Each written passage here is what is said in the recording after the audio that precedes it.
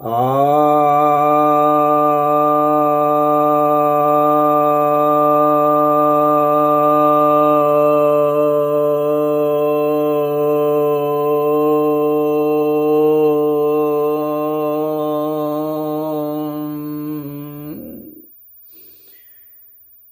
भक्तजनों को सप्रेम नमन। भक्तों, आपके प्रश्न और मेरे उत्तर की श्रृंखला में आज जो प्रश्न ले रहा हूं मैं, यह प्रश्न है कि शक्ति के लिए शक्तिमान को मानना एक कल्पना नहीं तो और क्या है। बिना शक्तिमान के भी शक्ति तो स्वयं सिद्ध है। यह एक बहुत दार्शनिक और वैज्ञानिक प्रश्न है, एक ही साथ जटिल प्रश्न है। इसको समझना भी जटिल है, इसको कहना भी जटिल है, परंतु यह प्रश्न भी महत्वपूर्ण है।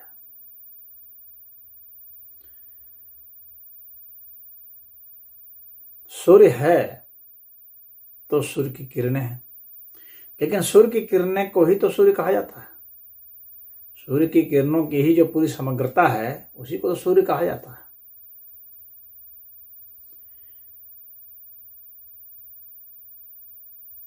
तो अब यहां पर कोई यह सोचे कि बिना सूर्य की किरणें होंगी या सूर्य की किरणें होंगी जहां एकजुट में, जहां उसका उत्पादन हो रहा है, जहां उसका प्राकट्य हो रहा है, तो उसको हम कोई नाम नहीं देंगे, सिर्फ शक्ति कह देंगे, तो फिर उसमें क्या अंतर रह जाएगा, ये जानना चाह रहे हैं। तो ये जो शक्ति का पुंज है सूर्य, उस पुंज का नाम हम लोगों ने सूर्य दिया है। और उसमें जो भी जिसे घटना घटती है वहां हाइड्रोजन और हीलियम, इनका फ्यूजन होता है। तो हाइड्रोजन एटम मिलकर के हीलियम बनाते हैं और फिर हाइड्रोजन हीलियम का भी फ्यूजन हो जाता है और हीलियम हीलियम का भी फ्यूजन हो जाता है। इस तरह के फ्यूजन से, यानी जुड़ जाने से, एक बहुत बड़ा विस्फोट होता है और ये न्यूक्लियर प्रोसेस है और उससे ऊर्जा निकलती है।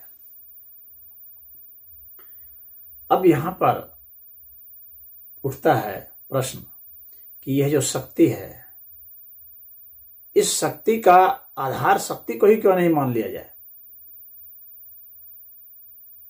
यहां पर प्रश्न जो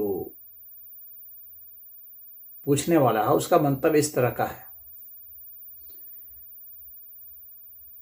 कि अगर ध्वनि ऊर्जा है तो उसका आधार किसी और को क्यों माना जाए, ध्वनि को ही क्यों नहीं माना जाए। या विद्युत है तो विद्युत का आधार विद्युत को ही क्यों नहीं माना जाए, किसी और को क्यों माना जाए। यानी किसी और को उसमें संलग्न करके एक नई एक कल्पना हम क्यों गढ़ रहे हैं। जैसे यदि मैं हूं तो मेरे से यदि कोई कार्य हो रहा है तो इसमें मैं क्यों कहा जाऊं, मेरा क्यों नामकरण हो, और वो कार्य जो हो रहा है, जो हमारे से जो संपादित हो रहा है, तो जो ऊर्जा निकल रही है उसको ही क्यों नहीं माना जाए। तो मान लीजिए कि मैं जो है एक पूरा ऊर्जा का क्षेत्र हूं, तो इसको एक समग्र रूप से जब हमको कहना होगा तो उसका कोई ना कोई तो नाम अपने आप ही आ जाता है। यह एक बहुत एब्स्ट्रैक्ट चीज है। जैसे कि मान लीजिए कि समाज करते हैं हम, तो कोई कह सकता है कि समाज का तो कोई अस्तित्व ही नहीं है, व्यक्ति व्यक्ति होता है, समाज तो होता ही नहीं है। समाज खोजने जाएंगे तो कहाँ मिलेगा। यह व्यक्तियों का जो झुंड है वही एक जगह बैठ करके समाज का निर्माण करता है। आपस में जो संवाद करता है व्यक्तियों का झुंड, तो उसको समाज कहते हैं। और वही मनुष्य है और दूसरे प्राणी हैं, वे भी अगर आपस में बैठ कर संवाद करेंगे तो उनका एक अलग समाज हो जाएगा। फिर इस तरह से ये इस समूह का एक अलग नाम हो जाएगा। तो इस तरह से हम लोग जो है वर्गीकरण करते हैं। एक भाषा का निर्माण होता है, भाषा बनाई जाती है, और क्योंकि एक ग्रुप बन रहा है एक अलग ढंग का। अब कहा जाएगा कि समाज कहाँ है, तो कहा व्यक्ति। तो अब पूछा जाएगा कि व्यक्ति भी कहाँ है भाई बताओ, तो व्यक्ति भी नहीं दिख रहा है। व्यक्ति कहाँ है, कहेगा ये तो हाड़ है, मांस है, व्यक्ति कहाँ है? व्यक्ति भी तो नहीं है। खोजने जाएंगे तो व्यक्ति कहाँ मिलेगा? नहीं है। जिससे समाज नहीं मिल रहा था उसे व्यक्ति भी नहीं मिल रहा है। आंखें मिल रही हैं, कान मिल रहे हैं, मुंह मिल रहा है, नाक मिल रहा है, गाल मिल रहा है, व्यक्ति कहाँ मिल रहा है? दिमाग मिल रहा है, व्यक्तित्व नहीं मिल रहा। ओ, तो ये मांस है। अच्छा, फिर देखता है, ओ मांस कहाँ है भाई? मांस तो है ही नहीं, कहाँ है? इसमें तो कोशिकाएं हैं, मांस कहाँ है? फिर कोशिकाओं को खोजेगा, कोशिका कहाँ है? इसमें तो क्रोमोसोम्स हैं, इसमें तो पानी है, इसमें तो ग्लूकोज है, इसमें तो कैल्शियम है, इसमें कोशिका कहाँ है? अब कैल्शियम भी खोजेगा तो उसमें फिर देगा, अरे तो कैल्शियम भी कहाँ है? इसमें तो ये इलेक्ट्रॉन है, प्रोटॉन है, न्यूट्रॉन है, कैल्शियम कहाँ है? इस तरह से आप खोजते चले जाते हैं। तो अंततः क्या होता है कि यह श्रृंखला कहाँ तक जाती है? यह श्रृंखला अंतहीन श्रृंखला हो जाती है। जहां तक हम खोज पाते हैं, विज्ञान ने जहां तक खोजा, बस हम कहते हैं बस ये यहां तक है। लेकिन उसके पीछे भी, यानी हमने एक कार्य खोजा, समाज एक कार्य है, फिर हमने उसका कारण खोजा तो मनुष्य पाया, मनुष्य का कारण खोजा, फिर इस तरह शक्ति पाई। तो अलग अलग चीजें हम जब पाते गए, जो उससे उभर करके आई थी, यानी जो सूक्ष्म रूप में थी, जो स्थूल रूप में आई थी, हम स्थूल से सूक्ष्म की ओर बढ़ते चले गए, हम कार्य से कारण की ओर चलते चले गए। तो ऐसा जब हम चलते चले जा रहे हैं, लेकिन जब हम उसको एकजुटता में देखते हैं तो उसे हम कोई ना कोई नाम देते चलते जा रहे हैं, क्योंकि एक वह समूह भी तो हमको दिख रहा है ना, वह ग्रुप हमें दिख रहा है, वह ऊर्जा का पुंज हमें दिख रहा है। ऊर्जा तो ठीक है, अलग अलग है, लेकिन उसका पुंज भी तो दिख रहा है, उसका ग्रुप भी तो दिख रहा है। तो उस ग्रुप का हम नामकरण करते चले जा रहे हैं, और इस तरह से हम चले जा रहे हैं। कार्य कारण की जो श्रृंखला है, इस श्रृंखला में हम चलते जा रहे हैं, इसका ग्रुप भी हम देखते जा रहे हैं। ग्रुप छोटा होता जा रहा है, लेकिन ग्रुप फिर भी विद्यमान ही है। ग्रुप खत्म नहीं हो रहा है। जहां तक ग्रुप की बात है, वो ग्रुप समाप्त नहीं हो रहा है। समाज समाप्त हो गया ग्रुप के रूप में, तो एक व्यक्ति के ग्रुप के रूप में आ गया, जो कि वहां पर वो दिख रहा था कि ग्रुप नहीं है। ग्रुप वहां समाज था, तो समाज जब हटा तो व्यक्ति और ग्रुप गया, व्यक्ति जब हटा तो वो जो है अंग ग्रुप हो गया। हाथ है, पैर है, ये ग्रुप। इसको हाथ को खत्म करते हैं तो इसमें जो है हड्डी है, मांस है, ये ग्रुप हो गया। तो ग्रुप तो हर समय रह रहा है, और उसके वहां पर जो मटेरियल है वह भी है, और जो ऊर्जा है वह भी है। ये साथ साथ चल रहे हैं। न ऊर्जा समाप्त हो रही है, न पदार्थ समाप्त हो रहे हैं, न वह ग्रुप समाप्त हो रहा है, और उस ग्रुप का नामकरण किया जा रहा है। तो ग्रुप छोटा से छोटा होता गया, या ग्रुप बड़ा से बड़ा भी कर सकते हैं। जैसे मैंने कहा कि अन्य प्राणियों को भी जोड़ लीजिए तो भाई जीवित प्राणियों का ग्रुप बन जाएगा, और लोग तो भाई सजीव प्राणी सब हो गए, निर्जीव प्राणी, इस तरह से 2 ग्रुप बना लिया। और कर दिए तो भाई ये हो गया कि यहाँ ये जो पृथ्वी है, और कर लिए तो भाई पृथ्वी का ग्रुप हो गया, उसमें हवा पानी सब आ गया। फिर सौरमंडल का ग्रुप बना लीजिए, फिर आकाशगंगा का ग्रुप बना लीजिए। इस तरह से आप ग्रुप बनाते चले जाइए, तो ग्रुप बनता चला जाएगा। ग्रुप का भी अस्तित्व है, और उनके ग्रुप के सदस्यों का भी है। अब उन सदस्यों का भी छोटा छोटा इस तरह से आपकी जो श्रृंखला है, चाहे आप ऊपर बढ़ते जाएं, ग्रुप को बढ़ाते जाएं तो, या ग्रुप को छोटा करते जाएं तो, दोनों ही स्थितियों में इसका अंत नहीं हो रहा है।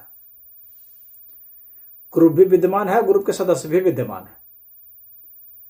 तो यदि सदस्य को आप शक्ति मानते हैं और ग्रुप को तो शक्तिमान आप मान रहे हैं, तो सूर्य की किरणें हैं तो सूर्य है। इस तरीके से आप चलते जाते हैं तो शक्ति और शक्तिमान दोनों एक साथ ही वहां पर मालूम पड़ रहे हैं, दोनों की भूमिका वहां पर दिख रही है, कोई खत्म नहीं हो रहा है। ग्रुप छोटा होता जाए या ग्रुप बड़ा होता जाए, ये दो श्रृंखला तो हो रही है। तो यहां जो शक्तिमान है या ये जो ग्रुप है जिसका नाम किया गया है, तो वह एक कल्पना नहीं है। हमने कल्पना से सुने क्या, समाज कोई एक कल्पना नहीं है, वह एक ग्रुप तो है, ग्रुप दिख रहा है। व्यक्ति एक कल्पना नहीं है, व्यक्ति भी दिख रहा है। उसी तरह से कोशिका भी कल्पना नहीं है, वह भी दिख रहा है। लेकिन जब हम एटम के कंपैरिजन में फिर उसको हम विभाजित करके देखते हैं, उसकी और सूक्ष्मता में देखते हैं, तो फिर वो लगता है कि नहीं, यहाँ कहाँ कोशिका, यहाँ तो एटम है। कोशिका तो बस इन्हीं सबका एक ग्रुप था जिसको कह रहे थे। तो फिर वह एटम जो है, फिर वह एटम भी ग्रुप हो जाएगा जब हम उसका विभाजन कर रहे हैं।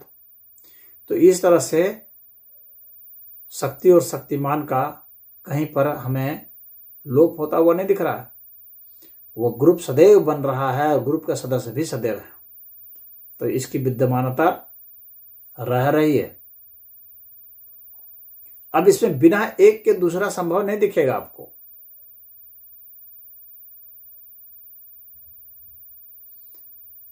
और दोनों को आप बिल्कुल सर्वथा अलग भी नहीं कर सकते। दोनों एक संयुक्त रूप से ही है, कहीं ना कहीं दोनों का संबंध है और दोनों जुड़े हुए हैं। उन्हीं शक्तियों से तो इतना ये पुंज बना। तो अगर उसकी इकाई में देखते हैं तो वो शक्तियां हैं, अगर उसको समग्रता में देखते हैं तो वह एक पुंज है। और उस इकाई को देखते हैं तो उसके पीछे जो उसका जो कारण है, उस कारण को भी उसका आधार माना जाता है कि उसका कारण क्या है, आधार कौन है। तो यहां शक्तिमान अगर हम आधार के आधार पर लेते हैं, चुनते हैं, अगर उसके हिसाब से अगर व्याख्या करते हैं शक्तिमान की कि आखिर वह किसकी प्रेरणा से वह कर रहा है, वह शक्ति कहां से निकल रही है, यानी उसकी प्रेरणा कौन है, कारण कौन है, अगर हम उस लिहाज से देखते हैं तो इसके कारणों का जब हम वो देखते हैं कि आखिर कोई शक्ति चल रही है, जैसे मान लीजिए कि ये विद्युत ही है, तो विद्युत की गति हो रही है, तो आखिर उस गति की प्रेरणा कौन है, किसी की प्रेरणा से तो गति हो रही है, यानी कोई ना कोई फोर्स उसमें काम कर रहा है ना, जिसके कारण वो जो गति कर रही है। तो विद्युत की गति हो रही है तो इसका मतलब है कि उसके पीछे कुछ ना कुछ रीजन है, कारण है, कोई ना कोई चीज वहां स्फुरण है, कोई ना कोई प्रेरणा है, कोई ना कोई वहां खींच रहा है या धकेल रहा है, कोई ना कोई आकर्षित कर रहा है, कोई ना कोई विकर्षित कर रहा है। उसके अंदर का कुछ फोर्स है, बाहर का कुछ फोर्स है। तो ये सारे फोर्स मिल करके वहां कुछ कर रहे हैं। तो ये जो प्रेरणा वाले हैं, और ये प्रेरणा जो हो रही है, तो एक तो यह कि प्रेरणा किससे हो रही है यह, और एक किस नियम के तहत हो रही है, क्योंकि वहां नियम की भी भूमिका है, उसको भी नहीं नजरअंदाज किया जा सकता है। तो एक शक्ति है, एक शक्तिमान है, और एक नियम भी है। वह नियम भी कहां से आया, क्योंकि किसी न किसी के लॉ के तहत ये एक्टिंग हो रही है, ये काम हो रहा है, ये यूं ही नहीं हो रहा है। तो कोई ना कोई प्रेरणा उसमें है। तो जो भी प्रेरणा है और किसी समय विशेष में हो रहा है, किसी स्थान विशेष में हो रहा है, यह भी तो एक प्रेरणा है, यह भी तो एक कारण है। तो वहां पर जो भूमिका अदा करने वाला है, तो वह समय भी है, वहां स्थान भी है। तो ये सारे मिल करके किसी यहाँ घटना को अंजाम दे रहे हैं। तो अब इनकी जो प्रेरणा है, वहां काल की प्रेरणा है कि इस समय में वह शक्ति चली। शक्ति कैसे चली, तो उसके पीछे फोर्स की प्रेरणा है, उसको भी देखना पड़ेगा। किस स्थान विशेष से चली, तो वहां पर उस स्थान की भी प्रेरणा है, जिस स्थान को जा रही है उस स्थान की भी प्रेरणा हो सकती है कि वह स्थान उसे आकर्षित करता है। वहां पर जो तत्व है उसकी प्रेरणा हो सकती है, आकर्षित करता है। और फिर ये किसी नियम के तहत ये घटना हो रही है, किसी कार्य विशेष के लिए घटना हो रही है, चलने का, किसी घटना को अंजाम देने के लिए हो रहा है, तो वह भी एक प्रेरणा है। तो इन प्रेरणाओं के पूरे समूह को शक्तिमान कहेंगे, किसी एक कोने पूरे समूह को कहेंगे शक्तिमान। तो ये शक्तियों की जो ये शक्ति है और उसकी जो प्रेरणा है उसको शक्तिमान कह देंगे। अब वह जो चीज है जो शक्तिमान आज को आपको दिखती है, वह उसके पीछे भी फिर कोई प्रेरणा है, यानी उस स्थान के पीछे भी कोई प्रेरणा है, उस समय के पीछे भी कोई प्रेरणा है, उस पदार्थ के तहत या उस द्रव्यमान के तहत भी कोई प्रेरणा है। अब वे जो प्रेरणा है उसके पीछे भी कोई प्रेरणा है। इस तरह से अगर आप देखेंगे तो ये जो प्रेरणाओं की भी जो श्रृंखला आपकी होगी, जितना ही ज्ञान आपका सूक्ष्म होगा, जितना ही सघन ज्ञान होगा, जितना ही विराट ज्ञान होगा, उतना ही आपको ये प्रेरणाओं का पूरा जाल मालूम पड़ेगा, एक समग्रता मालूम पड़ेगी, एक बहुत बड़ा जाल है, एक बहुत बड़ा क्षेत्र है। तो इन सभी प्रेरणाओं का और ये सारी जो प्रेरणा है आपस में संबद्ध है। ऐसा नहीं है कि तुक्के में कुछ भी हो रहा है, एक नियमबद्ध तरीके से ये प्रेरणा है और आपस में संबद्ध है।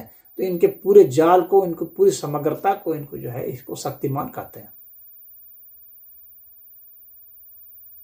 उसी को शक्तिमान कहा जाता है, उसको शिव कहा जाता है। तो शिव और शक्ति इस तरह से आपस में संबद्ध है।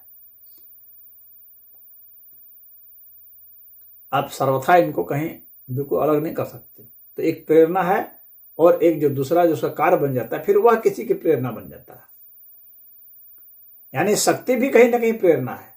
तो उस समय फिर वह शक्ति जिसके लिए प्रेरणा बनती है उसके लिए वह फिर वह शक्ति शिव है, यानी अपने से आगे वाली घटनाओं के लिए वही शक्ति जो है शिव का काम है। तो जो शक्ति है वही किसी न किसी के सापेक्ष में शिव है, और जो शिव है वही किसी न किसी के सापेक्ष में शक्ति है। इस तरह से ये पूरा एक जाल है।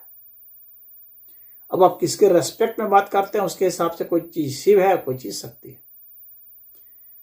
आप यह नहीं कह सकते कि यही शिव है, आप यह शक्ति नहीं ही है, ऐसा नहीं कह सकते, क्योंकि उनके मध्य में ऐसा